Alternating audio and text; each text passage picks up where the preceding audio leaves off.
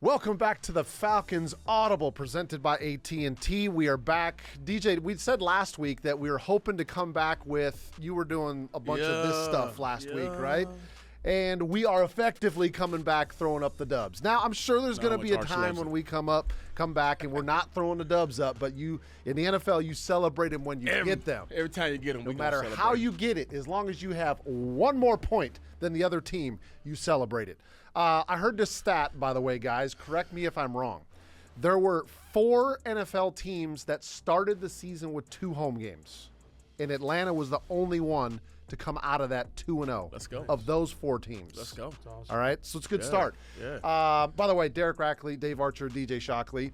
The old adage when I was playing, again, we were playing back in the 16-game season, was if you go undefeated at home and you split your road games, you got a darn good chance of winning the division and going to the playoffs, right? So, long season ahead, but off to a good start when all that comes. Now, granted, we're into 17-game seasons now. However, here's what we're going to talk about today, a little player spotlight. I'm going to let the guys pick a player that just impressed them or felt like they were the difference maker in the game on Sunday. We will dive into a little bit more of the call. I don't know if it's actually, if it's like going down in history yet, but the 4th and 1 call by Arthur Smith to go for it instead of kicking the field goal. I mean, what I heard was Dave called down and said, Art said, yo, look, Art, I got to play for you. And he said, like, Art, you my dude. That's so right. he pushed that special button on his box in the booth, right? No doubt. Like only in special circumstances. Ain't nobody Art's the only guy got that connection to him. And then we'll talk about the hurdles that the Falcons will face as they move into week 3 in a road contest against the Detroit Lions. Guys, before we dive into it, I thought it was kind of cool. We got a chance to see some throwbacks last weekend. The red helmets, the old logo. Kind of joked about it in the pregame show. You know you're getting old when they wear the older Falcons logo, and that was the logo that you started with. However, I feel like Arch is the one that we should start this conversation with because you did wear the red helmet, right, Arch? I did, yeah. Like, I'm kind of jealous because they didn't have the gold stripes. So what they're doing is they're commemorating the original helmet. You know, obviously commemorates Georgia, maybe more so than it does Georgia Tech. But they put the gold stripe on it for Georgia Tech. It's outside of the white stripe. So we did not have the gold stripe on our helmet. We did have the red helmets with the logo that you're talking about. So, there's some fun things to look back on. I still think that those helmets pop. Yeah. I thought they popped on Sunday. I think the fans dug them. Yep. They look good with the black jersey. We wore the red jersey with the red helmet. I think it looks good, really good with the black jersey, the old go back to the beginning. Yeah. And so I thought they really popped, and as it turns out, we popped as a team. Now, not all offensive linemen have good style or swag. Some of them do now. Okay. But when you put on that red helmet and that black, I thought all the offensive linemen looked sweet. You thought they looked good? You know, skilled guys, you're gonna always look good. You're gonna look the part always. But I thought everybody looked good. I think pop is a good word. I mean, that red is like electric. It stands out. I mean, you got dudes around the league. I saw J.J. Watt talking about, man, can the Falcons make those uniforms permanent? Like, right. Other people around this league noticing them. I thought they were pretty cool too, man. Two things I'm jealous about. I'll just say, I'm going to go on record and say it. The fact that the guys get to wear Jordans for cleats now, like I'm pretty jealous about that. Yeah. And number 2, like when I was playing, we didn't have all the different uniform combinations. True. Like we pretty much wore the gray pants like every week, right? And we didn't have Nike either. Right. We were in the Reebok days for the majority of that time. Ours like, you remember those? Well, and he had those boring ass uniforms that were up in Washington too. Or I mean in Minnesota. Minnesota where they were brutal. The Minnesota Golden Gophers. Those are some weak uniforms. That's the guy from Ames, Iowa. we were one of the first teams that had multi-uniforms. All right, we digress. All right, let's go ahead and talk about the Falcons. All right, DJ, I'm going to start with you. We're going to call this just real simple, player spotlight. I want you to go on a rant, if you will, go into detail on somebody, one person, maybe 2 people that you felt like you were impressed with or made a difference in the game. You're one person. He's telling you here. Shock, if you give Shock that kind of rope, then all of a sudden he's got the whole offense laid out and 3 or 4 of the guys on the defense. and then you and I just need to wrap the show up, right? We'll see you later. I've never done anything of that sort, people. As if we look into the camera. I've never done that, so don't allow Arch to fool you. But, okay, if I get to choose one, I'm going to say a position group of the offensive line. It's always a I violation. can't use the offensive line. All right, go ahead. Offensive line. You can't signal out just one. Okay. Good call. But seriously, though, you go out and you rush for over 211 yards in a ball game against that kind of front that you just played against, that speaks volumes. Yeah. And I heard, I was watching the Monday night game last night, and the guys on the call were talking about, a couple certain players on Carolina team last week not really, stepping in there last week when the Falcons were getting the run game going. This is what this offensive line, this is what the kind of backs, this is what the receivers on the outside, tight ends, it's all together. But I just love the fact the offensive line took that game in their hands and really, really put it down the throat of the Packers when you needed to. And there were times in the game where situations you say, you know what, we're going to run the football. Everybody knows it. It's 3rd and 1, 4th and 1, whatever it may be. We're going to run the football, and they were physical enough to get that job done. I mean, you can single out a couple different plays where guys are really good up front, but when you go for 211 yards in the National Football League running football, I mean, that's hard to overlook. Yeah, very impressive. 45 runs in the game, as you mentioned, 211 yards rushing, 446 yards of total offense in the game. We have talked a lot about the skill position players, rightfully so. But back in the offseason, we did talk about the offensive line, Arch, because we were talking about Lindstrom and some other guys that needed to step up and take the next step in the development now that they added Bijan Robinson. What's a player or position group that stuck out to you in the game? Yeah, I'm going to leave you the low-hanging fruit. Okay. I'll let you go ahead and take number 7. I'm going to go with Nate Landman, who filled in at linebacker. Yeah. Nate Landman. Ooh, give me some. That's a good call. You go back and look at the tape now. Nate Landman, you think, well, linebacker, he had 4 tackles in the game, tackle for loss. He made 3 or 4 plays in the game that were difference-making plays, 2 that stick out in my mind. Atlanta got outflanked on one particular play where they threw a little swing screen to the outside. Landman reads it right off the start. They were able to hook the edge defender for Atlanta, and they're going to get to the perimeter. Landman runs right by the guy that was going to block him and blows the play up for about a 2-yard loss. That was his tackle for loss. But the play that jumps off the map is they're trying to run left side or right side of the Falcon defense, and Landman's not going to make the tackle. He completely destroys the lead blocker, who was the tight end / fullback. I can't even remember the guy's name, and I'm pretty sure he doesn't know his own name today because he exploded this guy. I said, I had to rerun it back and forth. I said, who in the hell took it? You kind of cringed a little bit when you saw it. He explodes this guy, and then Caden Ellis, I think, runs through, or Jesse Bates runs through and makes the tackle right at the line of scrimmage. But it was because of Nate Landman. There was a lot of concern about Troy Anderson, his speed and ability, and certainly you're going to be excited to get him back on the field.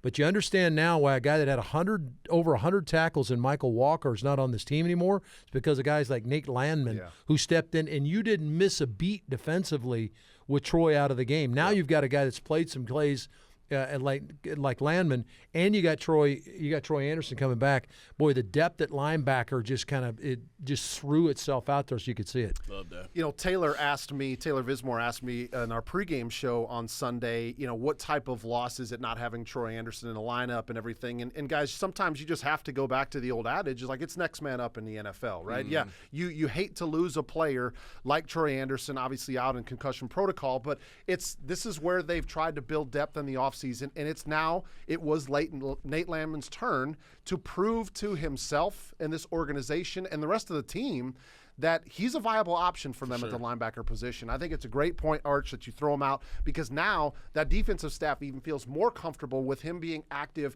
Maybe they start doing a little bit more rotation because he's not just a holdover guy, not just a stopgap guy, somebody that can come in there and help make them plays on the defense. I will go ahead and take the low-hanging fruit and Bijan Robinson. Guys, we said it last week. We said it in the offseason. This kid is freaking special. Yeah. Like, truly special. There were 2 plays that stuck out to me.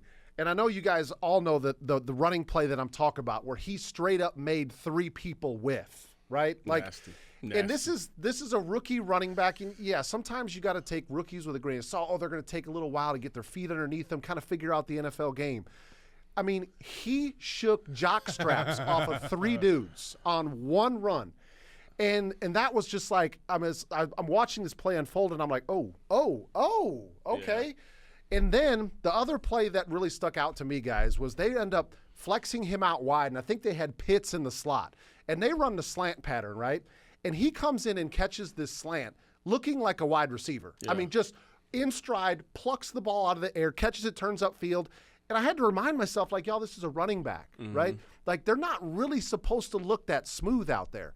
But that, again, is somewhat of the Swiss Army knife that you get with a guy like Bijan Robinson. We talked about it, 100-yard game, 124 yards. His first 100-yard game probably going to be first of many in his career. First rookie Falcons running back to have 10 receptions in his first 2 career games, passing Sonny Campbell, and then the first Falcons rookie running back since William Andrews. Pretty good company. 79. In 79 to record a 100-yard rushing game within his first 2 career games.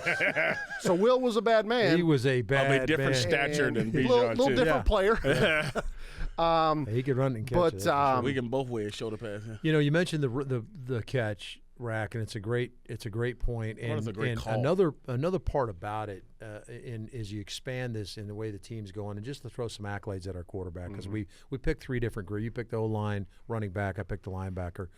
The quarterback did a bunch of special things this weekend that I think when you start talking about growing right in front of your eyes, that happened in this game. He made a couple of bad throws in this game. A couple of throws should have been picked off. For sure. He made some big-time throws, but he made some decisions in choosing where to go. Really good call. You displace Bijan outside the numbers. And you see Devondre Campbell go with him. So now you got man coverage. You know you got the linebacker out there and you're going to get man coverage. Instead of trying to find, he knew immediately that's the matchup. That's the one-on-one matchup. Bijan runs the slant. You get the first down. His ability to decipher kind of the pass rush, stay in a throwing position. Shock and I can appreciate this, and then moving forward and going. He went and ran. What did he run for? 2 or 3, 4 first downs in the game, no just doubt. to extend drives. When you start to evaluate this quarterback as a fan, and you're looking at him.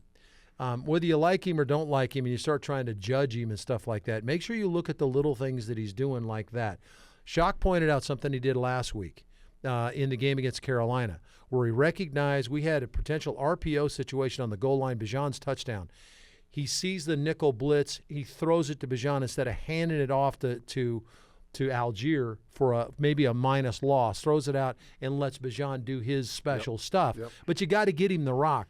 So when you begin to look at this quarterback, look at the growth you're seeing each and every week. Yes, he's making some dumb throws. But I played quarterback, you played quarterback. We all made dumb throws when we were young guys. What can you get away with? What can't you get away with? This kid's really growing before our eyes. Let me add one more to that. You know what Arch is talking about, and I think it goes directly to the trust that Arthur Smith has in his quarterback, and I think the fans should understand that Arthur Smith completely trusts this guy to make the right decision, like Arch talked about. The 4th and 4th call where he runs it in, it's his own read.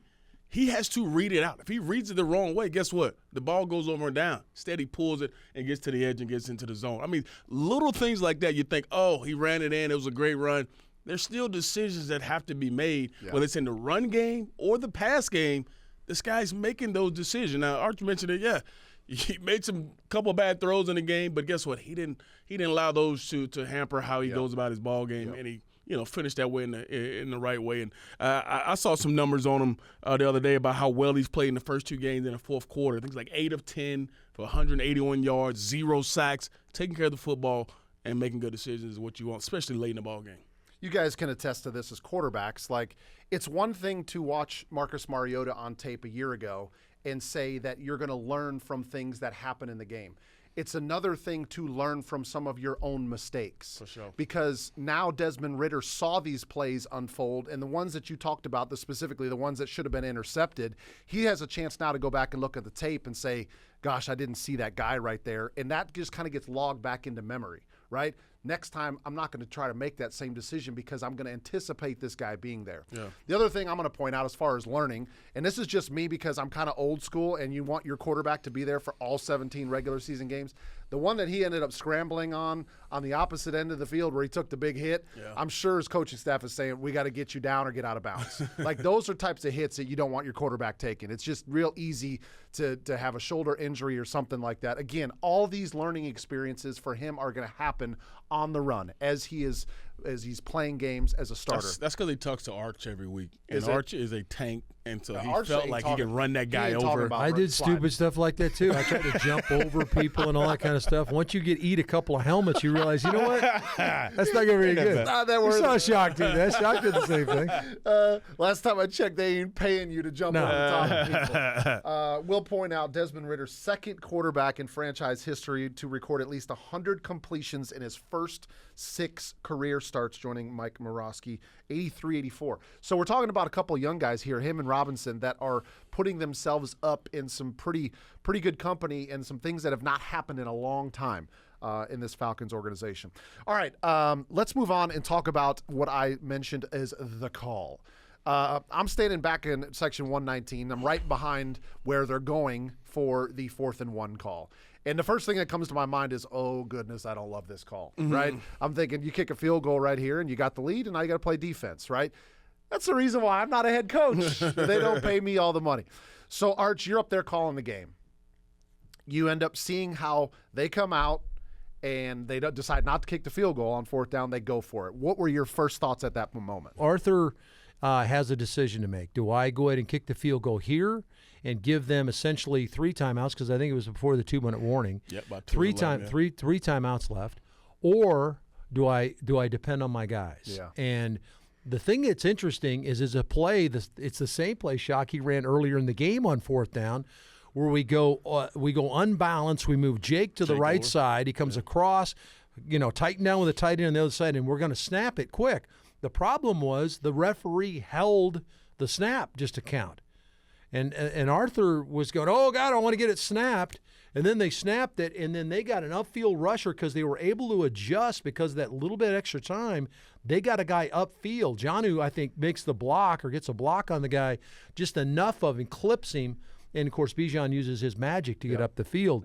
So my thought was I loved the call because I didn't want to give them the ball back with that much time left on the clock. Right. In fact, you wonder if with 56 seconds left and 4th and 1 at the 5, if he was considering doing it again. Yeah. I think, he kind of realized, you know what, I'm going to go ahead and depend on my defense here. We'll pound it through and get the field goal. Yeah. But those are the kind of things that were going through my mind. Yeah, I mean, I was, again, I'm a traditionalist, and I'm like, okay, let's take the points and let's go play defense and really put the pressure back on Green Bay. But, again, that's the reason why Arthur Smith is the head coach. And the one thing that did come through my mind, DJ, after, and I'm sure this is probably the way that Arthur Smith in some way, shape, or form was thinking, is I am not going to coach this team scared. Yeah. Right? Yeah. At some point, you have to, as a coach, feel like you got to put your foot on the gas. And that's kind of what I felt in that situation after watching the play unfold. I was like, okay, Arthur's not here to play, right? He's not here to play conservative. He's here to go out and win. And it worked out in his favor. And there will probably be times, DJ, where he makes those decisions and it doesn't work out. Yeah. You win some, you lose some. And I love the fact that you put your key players up to bat. You put the guys who you expect to make these plays up to bat. And I think it more than anything, it's kind of an unspoken kind of thing that he has with his players. Like, I believe in you guys. I trust you guys to go out and make the play when it's needed. And guess what? I like my guys a little bit more than going against those guys. And I think that's ultimately what it came down to is I got a call I like. They actually adjusted, like Arch just mentioned, and had a chance to possibly stop the play. But guess what? We got dudes who can make plays in space. And we got dudes who, that first guy with number 7 probably ain't going to make the tackle. And we've seen that in the first 2 ball games. But I just love the fact that Arthur said, hey, look, I believe in you guys. I trust you guys. I'm not going to think about it. Let's go get it done, and let's go do it at home. So guess what? How much did he endear himself to the fans? Because guess what? Everybody was cheering, go for it, let's go get it. I'm sure there were tons of other people who was like, kick the field goal. No, this is like – but it works out, and I think in great fashion. I think Arthur Smith loved the fact that his guys stepped up to the challenge and made him right. So I like that. Real quick, here's the quote from Arthur Smith when asked about that play. I felt good about the play and the way we were blocking. Whether it was going to be Bijan or Tyler in that situation, I had a lot of confidence that they were going to get the first down. That's the belief. So it goes back to, not coaching scared. And, Dave, you talked about cojones a little bit. It's also belief in his players and his offensive line. And the way we talked about, like at that point, they had already rushed for 200 and something yards. So he has seen kind of the resume of the game that we've been able to run the football. And I'll just throw this out one more time. Again, if you ever had any reservations about drafting a running back that high in the first round, that guy right there shows you why they did it, because he's got that special ability to make a play. Again, in a rookie, when the game is on the line, he didn't even flinch. Yeah. Impressive. So let's move on to next week. Falcons are going to go on the road, Arch. They're going to face the 1-1 Lions. Of course, Detroit beat Kansas City week 1, 21-20, and then they fell Sunday to Seattle 37-31 in overtime. What type of animal are the Falcons facing with Detroit? Well, I think that lion. That's it, huh? It is a lion. Just a lion. That's the animal. That's the animal. It's a lion. I think you're going to get a team that thinks of themselves very much the way Atlanta is trying to think of themselves, or is thinking of themselves. A physical football team that wants to play 4 quarters and beat you down physically. They want to run the football. Now, David Montgomery got hurt this last weekend. Their prized unrestricted free agent from Chicago, Iowa State, by the way. He went down this weekend. So Jahmyr Gibbs, their draft pick out of Georgia Tech / Alabama, will probably be the featured guy. A little bit different guy. Montgomery's more of a power runner, has the ability to slip and slide, a little bit like Tyler Algier. And Gibbs will look a little bit more like number 7, his ability to do some of those things. Goff's playing at a high level. Amon-Ra St. Brown is an outstanding receiver, so they've got guys around him that can go get the football. Marvin Jones is on this team again. He's a good player. They've got a solid offensive. A lot of people think that their offensive line, the way it's been assembled under Dan Campbell, might be the best offensive line in the National Football League. There's a lot of people talking about him in that regard. And on the other side of the bar, of course, you know about Hutchinson and that group that can come after you. They drafted Jack Campbell, the linebacker of Iowa, first round. He's played some. He's not played some. So he's not a starter in there right now. You got Johnson in the back end, who's done a good job for him. So they added some free agents to the secondary. But it's a good football team. I mean, they went in and beat Kansas City on opening night. Didn't play overly great offensively. Were efficient. And then this weekend, stubbed their toe. They allowed Seattle to come in their building and win. So it's a team that I think similarly thinks of themselves, similar to the way Atlanta thinks of themselves. A tough, hard-nosed, 60-minute football team. One thing that stuck out to me that needs to get shored up, that they're probably going to see, there was some explosive plays from Green Bay's offense against the Atlanta defense last Sunday. And Jared Goff, 253 yards against the Chiefs, 323 yards through the air against the Seahawks, and 3 touchdowns. Of course, he did have the extra overtime period to amass that. They're probably going to take some shots downfield. So, yes, the defense is going to have to tighten some things up to try not to give away some of those explosive plays. Well, let me real quickly. I wrote down 15 yards of plays, 15 yards or more of plays. They had 4 pass plays, 1 run play. So that's not dynamic by any stretch of the imagination. Shock, it's the penalties. Yeah, pass interference. That's where you get touched up. I mean, that was about 80 yards of penalties on 2 plays. How do you fix that? And I think the great thing was even the first play of the ball game where, AJ gets caught with the PI off the, flea flicker. They went negative yards after that, which was great. They went backwards. And you still don't want it because, a better team obviously would do it. Trey Flowers had one as well. And you find a way to overcome those. I think those guys have been in those positions before to be patient and understand that you can't give up those, chunk yardage plays because that just gives them yardage, as we all know.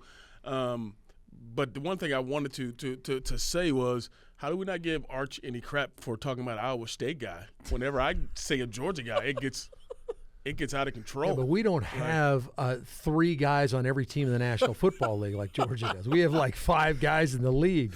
You got 4 or 5 guys on every team. See, by saying that, you put the biggest smile on this dude's face. He's like, I know. Yeah. I know. But one last thing I will mention is the Packers were 3 of 9 on third down in this ball game, which is great. That means you're getting off the field, whether you're doing great on first and second down. We talk about this every week.